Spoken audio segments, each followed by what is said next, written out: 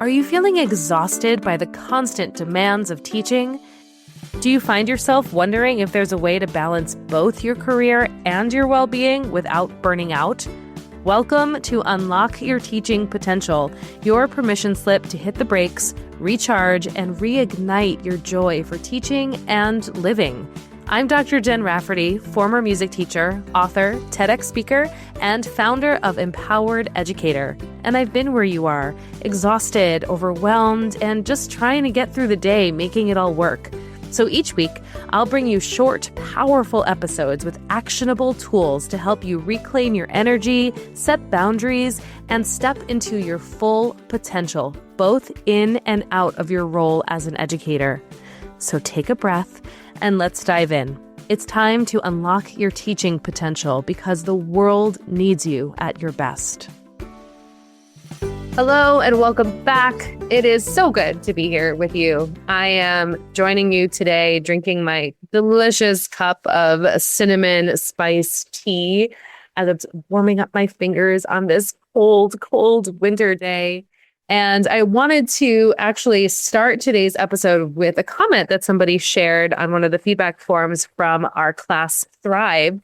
And she mentioned that she realized that self-care isn't completing a to-do list or earning a mental health day or a fun activity. And I thought this was such a great takeaway. And I wanted to take a moment to really dive into that and expand that thought a little bit before we dive into the question for today's episode, because I think we've been given this story that self-care is truly something that you have to earn. It becomes something that you need to sacrifice something else for in order to get your me time, which leads us to having these special self-care day activities like going for a massage or getting a bubble bath or getting your nails done or having a girls' day. And don't get me wrong, all of those things are super fun. I love all of those things. However, you don't have to earn it in a way that we carve out the special time for self-care. Because what starts to happen is if you're going through your day without paying any attention to yourself, you end up spending some of those minutes before bed, almost like revenge time, where you need to get your me time back. So instead of taking care of yourself and going to sleep when you know that you're feeling tired, you're spending hours sometimes scrolling on TikTok or Instagram because you need to get that me time back. But when you're doing that, you're not actually engaging in something that's filling your cup. In fact, you're activating more of your stress response, which is then going to continue the cycle of you not having a good night's sleep. And then you wake up the next day, you're not feeling rested, and on and on and on and on we go. And look, I've been there, especially when my kids were younger, having that me time at the end of the night felt sacred, no matter how tired I was, because I felt like I couldn't get it all day. I was teaching all day. And then I was picking up the kids from school, doing whatever after school activities needed to get done, figuring out how to make dinner because I did not plan ahead that day or many of the days that I would need to make dinner in the end of the day. And then it would be bath time, bedtime, stories. And by the time everyone was asleep, I was exhausted, but I felt so empty. Like I needed something for me. So I would totally zone out and binge some reality TV on Netflix and scroll on my phone while I was in bed before I went to sleep, just to kind of have some control over my own time. But what that was doing was making it worse. And so what I love about this comment from the person who shared this on their feedback forum from Thrive, it's true. Self-care isn't a to-do list. You don't have to earn it. There isn't like this special fun activity that is about self-care. What self-care is taking care of your basic human needs. That's really what the definition of self-care is.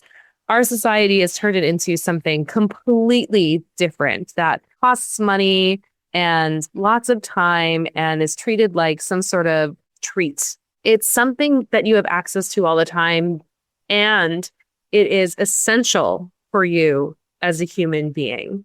In our world, when we talk about taking care of your well-being, we are talking about being self-aware. We are talking about establishing a dialogue, a relationship with your body so you recognize when you're not feeling well. We're talking about setting boundaries. Self-care and caring for your own well-being is about using your voice, creating safety and speaking up for yourself, being authentic and visible, and honoring the time that you do have, because I'm going to challenge you to notice all of the time that you actually have throughout the day that you spend in ways that aren't aligned with actually who you want to be and what you say you want to do. So, for example, you are in the car and you are heading to work and the train comes by. And by me in central New York, the train can take anywhere from 1 to 7 minutes.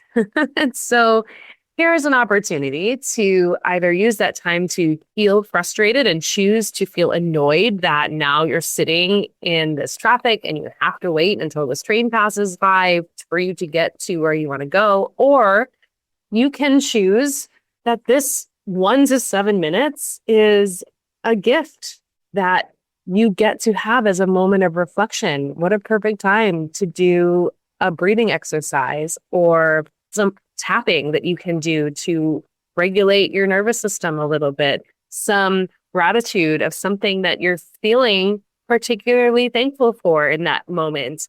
We take these moments for granted that are given to us throughout the day. You're sitting waiting for your child to come out of school.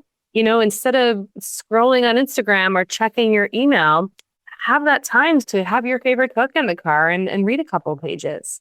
These are choices that we get to make all of the time. And look, I know sometimes in our lives it gets busy and we can feel really distracted by everything that's going on around us, that those minutes or moments of time that we could have for ourselves seem to just slip through our fingers. But if you're really paying attention, there are so many of these moments throughout the day. So I appreciate this person sharing that on their feedback form from the class that they took with Thrive with Empowered Educator, because that is something that is essential for showing up as your best self, knowing that you're worthy of all of the time that you choose to invest in yourself. So thank you. I wanted to start with that before we dive into this week's question, which is from Jesse in Trenton, New Jersey. And Jesse asks, I want to be more self-aware, but I'm afraid of being too self-aware. Is that a thing? Ooh, such a good question. So I want to make a difference right here between being self-aware and self-conscious, because I think sometimes there's a little bit of confusion here. Being self-conscious is about placing your focus and attention on what other people might be thinking. So when you're speaking to somebody, you are worried or concerned what that other person might think about what you're saying, how it might be received, what are they going to do, how are they going to react. If you're wearing something that might be a little bit out of your comfort zone, but like you really liked the hot pink jacket and you really want to wear the hot pink jacket. So you're walking around in this gorgeous hot pink jacket and you are feeling very self-conscious. This is about other people. And being self-aware is about knowing yourself. And one of the best ways to start your self-awareness journey is, and this is something I will always come back to, is becoming aware of your body. Because your brain thinks 60,000 to 85,000 thoughts every single day. And most of these thoughts come from three places. It comes from fear, it comes from past experiences, and ego. That's really it. And we tend to think of the same things every single day, the same thoughts every single day. And unless you're learning something new, and well, we can go into that another time. But in general, that's where the majority of our thoughts come from. And when we start the self-awareness journey, we need to start with our body, because not every one of those 60,000 to 85,000 thoughts going through your mind every day is true. Your thoughts are options. They are not facts. What's true is the sensations that your body is feeling. Your nervous system is telling you something. And the self-awareness journey needs to start there. And a really great exercise to do often as you're starting this is a body scan. So if you're listening right now and you're in the car, you can even do this in the car, although I recommend that you try this again when you're not in the car so you can really pay attention to what's going on here in your body. But if you're sitting somewhere, even if you're on a walk, start to notice, where are your feet? How do they feel in your socks? Or if you're barefoot, how is it feeling on the floor? Where is your torso or your legs touching the chair? Or if you're walking, how do your legs feel as they move? How do your shoulders feel in your shirt?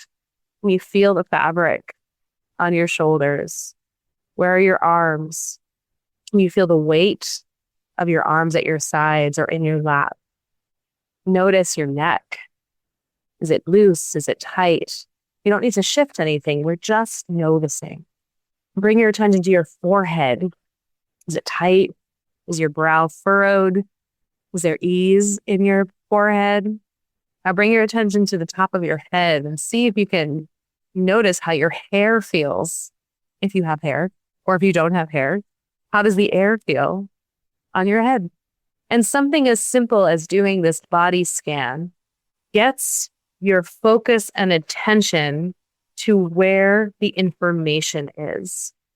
And so when you harness this skill, when you start to become more acquainted with the sensations of your body, your self-awareness starts to increase, because when something is off or if something doesn't feel right, your body will tell you before your brain does. And that's really where self-awareness gets to start. And that's where, when you harness this ability more and more, and it is a journey. You don't wake up one day with the full capacity of being self-aware all of the time. This is a practice. The more that you practice this, the easier it's going to be to notice when you need to make a shift, when something doesn't feel aligned and you need to make another choice, when things are feeling great because your body is going to feel expansive and at ease and calm and relaxed, or buzzy with energy and excitement. This all happens in the body. And I'm going to put a link here in the comment section because this is a really great tool. We have beginner guided meditations. And one of those meditations that I made is actually a body scan that you can listen to on the same podcast app that you're listening to this podcast on. And the more you practice that body scan or other body scan meditations like that, the easier this is going to be. And just like everything else, it gets to be a priority for you, because self-awareness unlocks the key to everything. We're talking about unlocking your teaching potential. This unlocks all of your potential. If you're not aware, you can't change it. You can't change something you don't notice. And so becoming aware, noticing the sensations that are happening in your body will give you more information than anything coming from your brain. So being too self-aware for our purposes, I don't think this is a thing. And I think when you continue on this journey, you will discover more doors you get to unlock, because, we're like onions, like ogres, like Shrek. We have layers. So every time you kind of peel off a layer of self-awareness, there's more stuff underneath. And this journey of discovery is, I think, one of the best parts of the human experience. And as teachers, as educators, when we show up with this level of self-awareness, we become the best versions of ourselves for our students. And that's really what they need.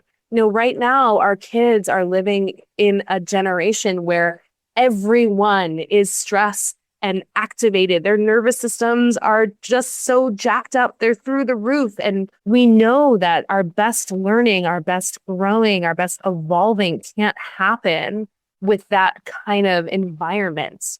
And because the only person you have any agency in changing is yourself, this gets to start with you. So thank you, Jessie, so much for this question. It was fantastic.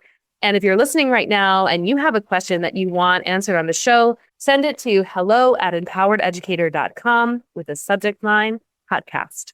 And just like last time and every episode in season 4, I'm going to end the show by picking a card from the Empowered Educator card deck that has some of our most awesome catchphrases that serve as reminders throughout the week. So today's card is, the most generous thing you can do for other people is take care of yourself. And I know that this is a reminder that we all need all of the time, especially as teachers. We have this idea that selflessness and martyrdom is what's needed to get the job done. And the truth is that's not serving us anymore. It's not serving anybody anymore. It's not serving our kids. It's not serving our families at home. It's not serving our own kids. The most generous thing you can do for them is take care of yourself, because when you show up as your best self, it creates possibility for not just you, but everyone around you. And at Empowered Educator, we are looking for teachers who are feeling frustrated and overwhelmed. Teachers who are finding themselves counting down the days until Friday, the weeks until summer vacation, and the years until retirement. Because our self-paced class Thrive starts up again on April 1st. And it is exactly the place to find the reset that you're looking for. Join the thousands of teachers who have already taken this life-changing course and have avoided burnout, reduced their stress, created a healthy work-life blend, and rediscovered their passion for teaching. Thrive will give you the tools for sustainable well-being so you can show up as your best self both at work and at home. Doors are open for registration at empowerededucator.com/thrive.